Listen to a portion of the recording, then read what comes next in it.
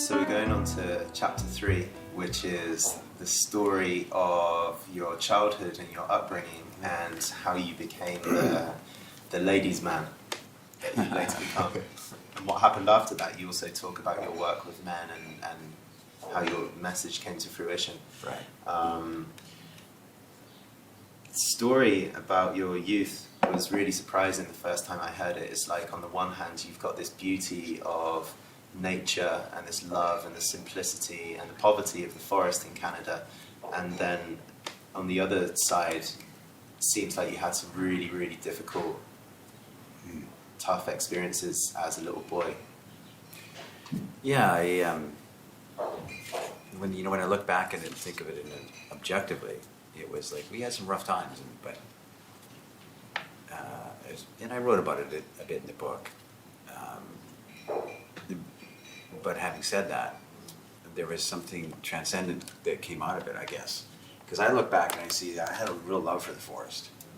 I was a wilderness kid, man. And I used to sneak through the birch trees and never forget the smell, and the poplar leaves that are rustling like this. That sound is in my ears to this day. I'll always have a bit of the north in my blood, And I never thought I would leave the wilderness. I never thought I would leave it. I thought I would stay there forever. And when I came 19, like girls, I came out of that into the cities of the world, and it changed. So, but it's basically in there. I think it's said in a certain way in the book. I don't know.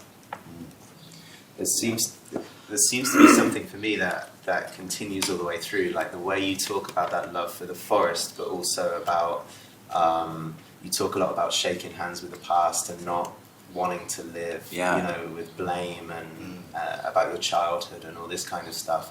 I get a spirit of being chipper, is how I would say. There's an element of like British term.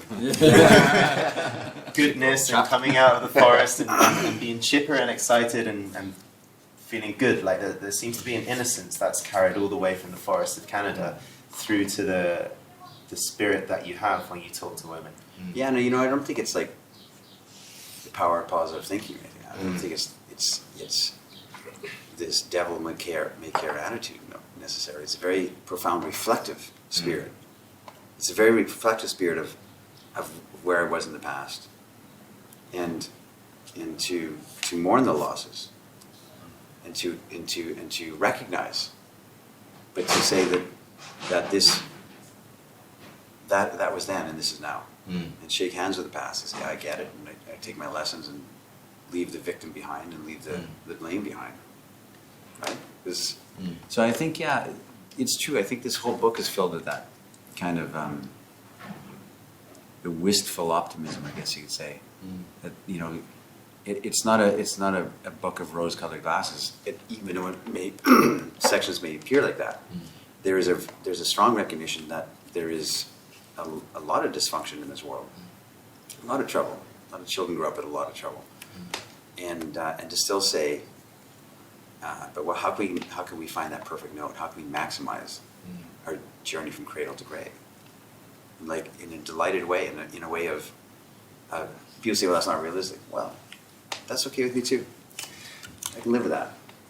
What's striking for me, for having known you for a little while, is you're a writer and an artist and a lover of women, and usually when we see like films or plays or books about this archetypal character, this lover, usually he's much more tumultuous. The highs are high, but the lows are incredibly low. Yeah. And your mood and your energy seems remarkably consistent. I think that's true. I never really get in a mood. That's true.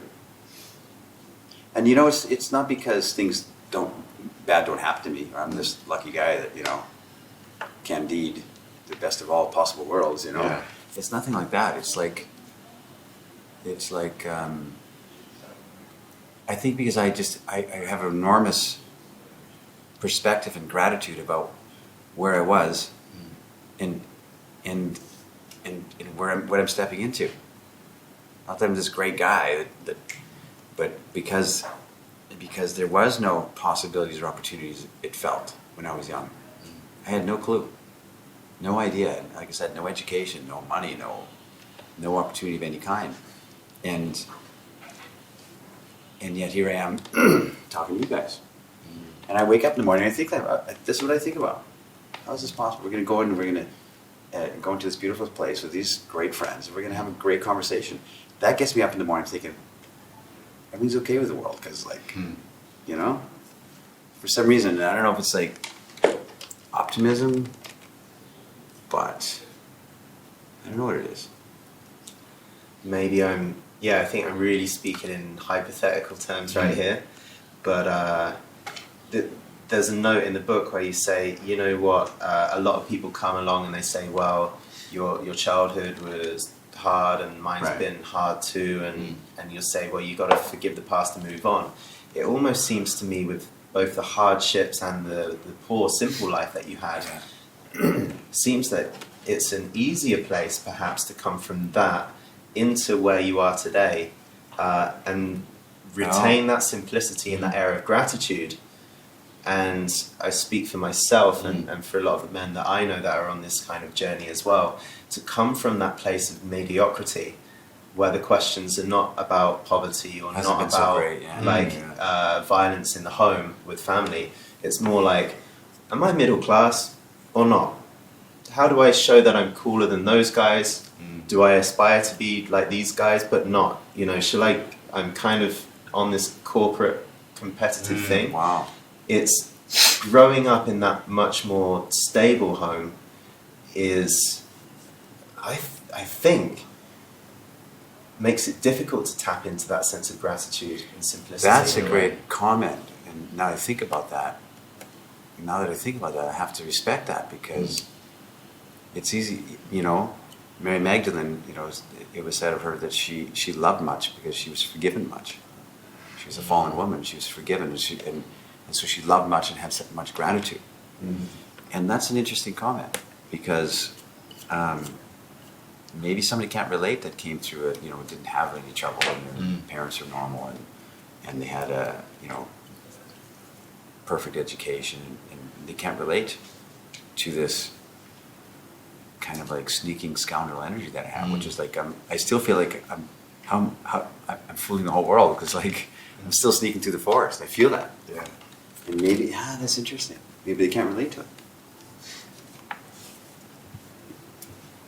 I don't know the answer to that, or it's just an interesting observation. Well, I kind of come from one of those middle class backgrounds. Kind of. I actually come from one of those backgrounds. I do. I'm like the man in the book. I'm moving myself, and it's you know what it is? It's the mediocrity of the middle class background. And how mediocrity is catchy. And it's like you said about your manipulative days when you were manipulating women. You have to rip it out. You have to rip it out of your soul. Yeah. You got to rip the mediocrity out. Rip it out. Yeah. And my journey started when I realized that everything I had, the cars, the houses, were not making me happy. Yeah. That's when I figured out that this is bullshit. Yeah. Yeah, you've certainly taken off on your journey. I mean, like you're trying to find something different than the norm. Right. That average middle class background that you could certainly still be part of. No drama. Right, in Australia. It's just and that was expected of you. It's the normal thing to do, right? right. And I'm looking for something bigger. Essentially, because Zan, you always talk about what drives you is the venture. It's like in the middle class, what drives them is often security. Yeah. And maybe mediocrity too. So your background, you've had to kind of come from this kind of broken, difficult place. That's been your journey. Yeah. Whereas a journey for perhaps a lot of people listening and us here is that journey against security and fighting for something. You might be like, well, you've got everything. Why do you need this other energy, this adventure, this traveller, this other energy? And that's still a fight. It's a different type of fight. Yeah, and don't forget, like when I came out of the forest, my saying, coming out of the forest at 19 years old, And I joined that middle class. I became a corporate guy. Yes, I true. self-educated myself. I became a computer programmer, a computer nerd, an IT wizard, and I learned stockbroker trade, and it was commodities and stuff like that. And I had monitors on my desk, and I had a secretary, and I had the whole nine. So I bought into that, and because I was trying to escape from my poverty and from my, and so I said I have to attain. Yeah. No woman's gonna ever love me unless I get this nice car, Yeah. and get this fancy stereo, and get this bachelor pad, and I I headed toward that with full force for years, and but it isn't me, and and then when I bailed out of the corporate world, and I reduced myself down to a carry-on bag and hit the road, where I met all you guys Yeah. over the last 10, 12 years. It's been like, it's been a return to that chapter. It feels like I've returned to the simplicity of being in the forest again, but I'm in the cities of the world. But it doesn't feel any different. It feels like I have the same kind of, I'm sneaking through the birch trees, and I'm having, looking at the squirrels and having magical experiences again. It feels the same kind of energy, the same kind of feeling as that. And so my for sure, my journey is going full circle from the forest, which I loved, and the rivers, and I loved it so much, into the cities of the world. No, into the middle class of the world. Following that, and afraid that if I don't get security and get something to fall back on, that I will get lost and alone in my old age. And so I fought for all these things and bank accounts and all this kind of stuff. And then I renounced that because it's me, my spirit, back to the simplicity of it all. And I wouldn't trade it for anything. I wouldn't sit in the boardroom again for anything. You can offer me all the money in the world, and for me to sit there, and I wouldn't do it. Do you think now about your old age and these sensible questions of a retirement fund and all Not this? once. I'm not kidding. I don't think about it at all. Strange, huh? I mean, I'm 51 now, and I never think, gee, how am I going to support myself when I'm 65? What do I do when I retire? I'm already retired. I'm already I'm not going to stop. I love what we're doing. I love the conversation. I'll keep going until I can't anymore. But there will probably be a time in the future. My grandfather was actually from this area. He was born in whatever, but at 3 years old he went to Western Canada. But he's born just north of Transylvania, on the border of Ukraine and Romania. So this is kind of my DNA here. That's why I like it here. And he spent the last 20 years of his life in a cabin, sleeping on a hard wooden bench. And I could see me doing that too, going right back into the cabin by the lake, a log cabin, chopping wood, kerosene lamps. I could easily go back to that. Oh, I would love it. What I quite like about your stories is people reading it are different types of people. They've all got something to relate to in you. Some people might come from poor, difficult backgrounds. You've had that story. You've also had that renunciation against the middle class, mediocrity, security. You've renounced the manipulation, game playing style. You've renounced the kind of neediness you had. Yeah. So everyone reading it has something to relate to in your story. That's interesting. It's true. I renounced everything. And I'll say this. There was, for many years, I was ashamed of my background, my lack of education, my lack of, my poor upbringing. And I never told people about it. This is a question I've been wondering about. Yeah. Because we talk about vulnerability and authenticity, and I wonder at what point did you start telling people, women in particular, about who you were and where you came from? Yeah, that was a slow discovery that I'd make a little mention or comment about it, and people say, "What? This is incredible. I'm from Europe, and I've never. This is an incredible. My into the wild background."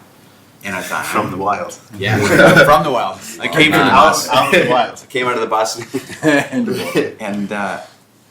and I was. It slowly dawned on me because after a lot of people said it to me over quite a period of time, and this is a great story. I want to hear it. You want to hear that? that dysfunctional, impoverished. I don't know when I've been hiding it all my life, trying to hide it from the corporate world, for instance. Yeah. I mean, I talked my way into some major senior positions in corporations with zero education. My last formal education is 13 years old. I left home when I was 13. Wow. Moved further out into the wilderness when I was 13. I left home, and that was my last, actual public education. I mean, I've educated myself since. I mean, I know a lot of words. Yeah. But yeah, and it slowly dawned on me that is the most interesting thing that people want to hear. Like if I would have put this book out maybe, 10 years ago, that chapter wouldn't be there. Because I was like, I don't want people to know about it, because I'm ashamed of it.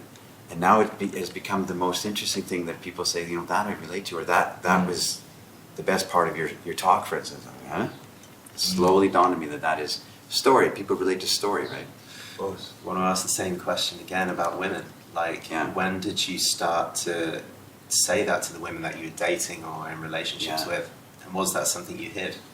Oh yeah, my years in my 20s and stuff, I was not authentic at all. I felt insecure and not good enough, and I really, really tried to embellish everything and to act like I have it all together. And I got this nice place, and that car, and you know what I'm saying, and just kind of hide all my insecurities with all these trappings of society that you think you have to have. It's an interesting story because I was in Vancouver quite a while ago, and I was at this kind of a singles party, and everybody's all like, the guys are all GQ and the girls are all pretty and stuff, and I'm like, my buddy invited me to come there. I said, all right. So I went there, and everybody's all talking about their jobs and their cars, right? And they're like, and they're all posturing against each other a little bit like this, and the girls are listening, and what does this guy do? And I'm sitting here listening like this, and I was in a circle of, I don't know, 7 people or something like that, and one of the girls turned to me and says, so what do you do? I said, well, I kind of travel, and I'm kind of a bum. I just kind of like wander from place to place. She said, well, where's your stuff? Like, where's your home base? I said, that's a good question. I don't really have it. I don't have a home base, and I don't have any stuff. I'm kind of homeless, and I'm kind of a bum. And she said, what? And she said, and another girl asked me a question. She said, like, what, so you do this by choice? I said, yeah. And instantly, and I didn't expect it, but instantly the questions all turned to me and said, well, tell us more. What do you mean about this? Like, I want to know about this. And all the guys started to say this. Yeah, I've been thinking about doing this too. Because the shocking result of it was that me going to live in the wind by choice and casting aside all the consumerism side of things, that in that hierarchy of guys jostling for position, it shot to the top. And I didn't expect it, but it was kind of an amusing thing to see, and the whole energy of change, and all the girls like, what? Tell us more. I've never heard this. This is incredible. Yeah. And the guys are like, and they're all talking about their Lamborghinis and stuff before, right? So it was kind of an interesting thing that happened, but it wasn't something I tried to do on purpose. But you know what it is? It is true to me. Now, I'm not saying that every guy should go quit their accounting job and go, travel the world in a carry-on suitcase. But it's my journey, and it's true to my spirit of who I was growing up. So I'm returning back to my authentic, and me sitting in the boardroom and taking care of, these large corporate problems, or sitting in the conversation of that. I was just there for a paycheck. Yeah. And I'm just there so on the weekend I can have the illusion of a fun fantasy life. I get my paycheck on the weekend. Let's have some party. Let's have some champagne. So I can or to take my days off. You just head for those moments all the time. And you're there for the paycheck. So that to me was not authentic to me, my spirit. Was there a noticeable shift in the way you'd relate with women, or the way women would be attracted to you after you made that shift from the corporate to the... Yeah, especially when I because at the same time I stopped to hide it, and I said, no, I'm choosing this. And there was a resolution with myself, shaking of hands with myself and my young self and my poverty self, and saying, you know what, you're okay, kid. Let's embrace that. And let's embrace the past, the good and the bad, and not hide that and just try and accentuate the good. Let's embrace it. Let's enjoy what came out of that, which is a love of life, and you know. And so I think that carries across, because I honestly. And I think a lot of guys can relate to this. I thought for sure no girl would ever like me if I don't have a nice apartment and fancy stuff, and to show that I am that I can. I don't know. I thought that for sure. It reminds me a bit of I'll tell it quickly. The story of the Mexican fisherman. You've heard it. It's a great story that illustrates this kind of corporate and the stupidity of it. So there's an American tourist, and he's on a holiday, and he sees this Mexican fisherman, and he says, you know, Senor, every day. You have this amazing fish, but you only work half a day. What's about that? He says, well, senor, I fish a little, and in the afternoon I go into the town, I play guitar, and I drink wine with my friends and do this. He says, senor, I'm a businessman, I can help you out here. He goes, if you work longer, eventually you can buy a bigger fleet of boats. He goes, yes, senor. Then what? He goes, then eventually you can move to Mexico City and have this whole big fleet of boats and this big business. And eventually you can sell on the stock exchange and then retire. He goes, and then what I do? So he goes, then you could move to a small fishing village and every day go and play the guitar and fish a little and sing, drink your wine. And that is the corporate dream. Yeah. And you can do it already. You can have that spirit, and people are just postponing life when it's right there, here in front of them now. Yeah. And some people, their spirit is entrepreneurship. That's what they jump out of bed and they're excited for. That's not me. You know, like my spirit is like to sit in conversation and like think and write and wander the earth. That's true to me. So I just went back to my authenticity, I think it is, of who I was as a kid, without, you know, and honoring what I came to, and what is the north is still in my heart. The wilderness is still in my spirit. I can feel it all the time. I think it's important to say you mentioned elsewhere, is any career path is great as long as it's actually chosen. If you're there corporate because you love business, you love that environment, beautiful. That's great if it's chosen. It's not being anti-business, anti-corporate. It's not because you inherited the firm from your father and now you hate your life. And it's anti doing it for someone else or doing it because you have to impress someone. I think that's important to say too. Yeah. I want to touch on this notion of gratitude that you spoke about throughout, and I wonder if the kind of gratitude that you feel now, which is such an integral part of the seductive, romantic nature of man, did you have that all along, or is that something that has increased with age or freedom? It's increased. Yeah. It's increased as I look back on the journey. You know, there's that saying that if you could look, when you look back at the journey you've taken, you wouldn't have changed anything. It's what they, you know, you think, wow, that lined up to exactly how I wanted to line up to get me to where I am right now. Even though we have anxiety about the future. Look back, okay. So it's increased with my travel. Traveling opens your mind, as you guys know. You guys have all extensively traveled. All of us have traveled a large part of the world. Yeah. And that opens up your sense of awareness of our place on Earth, our relation to other cultures, other people. And it gives you a broader sense of looking at it instead of your narrow-minded, I got to pay my electricity bill. You know what I'm saying? So it broadens that. And so I could say that with my scope largening, my landscapes widening, that the sense of gratitude and amazement is larger too. I'm amazed every day. And you guys get that when I'm speaking. Like when I'm talking about women, I'm amazed.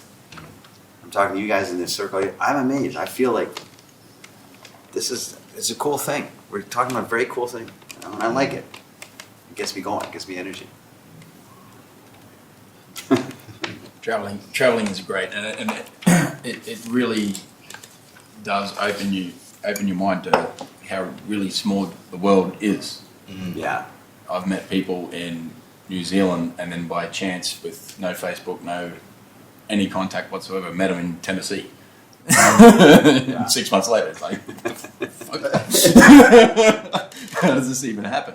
Yeah. And it's a beautiful thing to realize how, like you said, the landscape can be wherever you want it to be, and you can. Yeah, and the realization is we're all in this together. Like nobody's this confident, cool person. You know, at that Vancouver party, they're all like hoping that their car or their job is going to be enough. That some girl is going to say, you know what, I like you. Yeah. And the girls are hoping that the dress and their careers are interesting enough that some guy is going to say, you know what, I want to have my journey with you. Mm. And you know, we're all Yeah. it's all the same thing. It's all trying to cover up our insecurities, as we well know. I think also the paradox is, even if you did become this great person, you had this big car and big money, if a girl liked you for that, that would feel horrible. I remember even when I went to the United States, and obviously the English accent, people like it up there.